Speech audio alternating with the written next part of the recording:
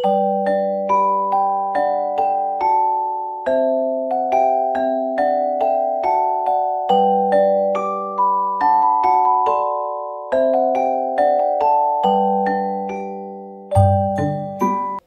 Everyone, welcome back to my channel রাজনন্দিনীর ছোট্ট সংসারে তোমাদের অনেক অনেক স্বাগত আর অনেক অনেক ভালোবাসা। তো চলে এসেছি সকালবেলা একদম রান্নাঘরে।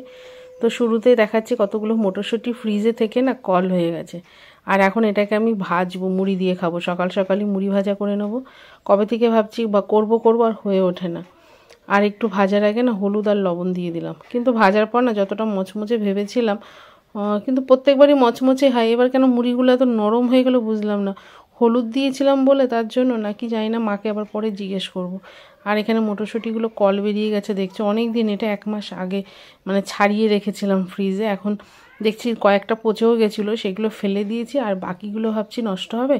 তো সেই জন্য একদম মুড়ি দিয়ে ভাজা করে নেবো। সকালবেলা লিকার চা করব, বেশ ভালো লাগবে খেতে। সবাইকে দিয়েছিলাম, শাশুড়ি মাকে দিয়েছি, শাশুড়ি মাও তো ভালোবাসে এসব, মানে মুড়ি মচমচ করে ভেজে দেবো, ভালো লাগে। কিন্তু যেহেতু আজকে ভেজেছি মচমচে করে, কিন্তু খাওয়ার সময় দেখলাম মুড়িটা কেমন নরম হয়ে গেছে। আর এখানে দেখো লিকার চা বসিয়ে দিয়েছি।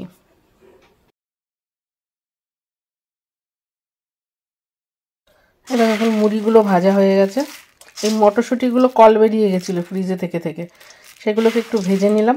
আর এখানে লিকার চা করেছি, মেয়ে খাবে না, তাও একটু রাখি ওর জন্য। অল্পই রাখলাম, হয়তো এসে বলবে খাবো না। চা মুড়ি খাওয়া হয়ে গেছে। তারপর এখানে দেখো যে চাউমিন বসিয়ে দিয়েছি, আর বাসনপত্র সব রয়েছে। এটা চাউমিন করে সকালে টিফিন সবাইকে দিয়ে দেবো, দিয়ে খাওয়া দাওয়া হয়ে গেলে তারপরে একবারে সব বাসন নিজে পরিষ্কার করে নিয়ে তারপর দুপুরে রান্না বসাবো। আর অনেকদিন চাউমিন করি না, মেয়ে বললো মা একটু চাউমিন করো। তো বললাম না মুড়ি খাবে না, মুড়িটা খেতো তাহলে ভাত বসিয়ে দিতাম, তাহলে আমাকে আর চাউমিনটা করতে হতো না।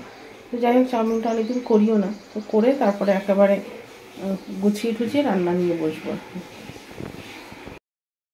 আর এখানে দেখো চাউমিনের মধ্যে একটু হলুদ দিয়েছি, হলুদ ছাড়া করি, তো আজকে একটু হলুদ দিলাম।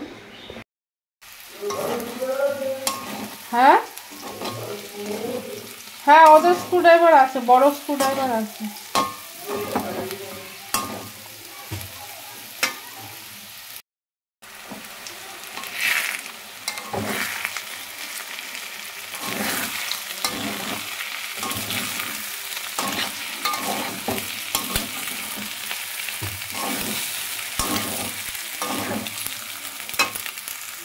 আজকে চাউমিন করার সময় মনে হলো একটু হলুদ দেবো আর আলু দিয়ে করব। আর এখানে দেখো একটু জিরের গুঁড়ো দিয়েছি। আমি আবার জিরের গুঁড়ো দিয়ে চাউমিন করলে বেশ ভালো লাগে, তা নাহলে না একটা চাউমিনের জন্য আমার একটা গন্ধ লাগে, হয়তো আমারই লাগে। আর এখানে দেখো এই যে চাউমিনটা রেডি হয়ে গেছে। আজকে একটু হলুদ দিয়েছি, হলুদ চাউমিন। আলুটা একটু ভেজে নিয়েছি। আলু চাউমিনে অনেকে খাও না, কিন্তু আমার বেশ ভালোই লাগে খেতে। আর তারপরে এই যে ঘর গোছাতে চলে এসেছি, বিছানাটা টান করব। আর আমাদের সংসারে না সমস্ত কাজই একই রকম, প্রতিদিনই একই কাজ, সেগুলো করতে হয়। তবুও এগুলোকে ভালোবেসেই করি, কারণ এই কাজগুলো তো বাদ দিলে চলবে না।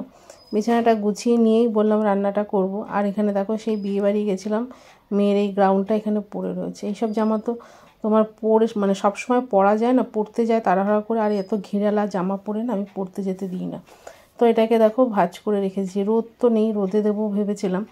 তো যাই হোক, এটাকে ভাঁজ করে ঠিক করে গুছিয়ে রাখলাম। আর পরে এসেই খুলে রেখেছে। আর আমারও খেয়াল ছিল না, বাইরে ছিল। একটু 2 দিন আগে রোদ ভালোই হয়েছিল, কিন্তু এই যে 2-3 দিন হলো বেশ মেঘলা মেঘলা ওয়েদার। আর আমার তো একদমই রোদ থাকে না সামনে। যা বাড়ি থাকলে ওর ছাদে দিয়ে আসতাম, কিন্তু ওরা তো বেড়াতে গেছে, সেই জন্য যাওয়া হয় না ওপরটায়।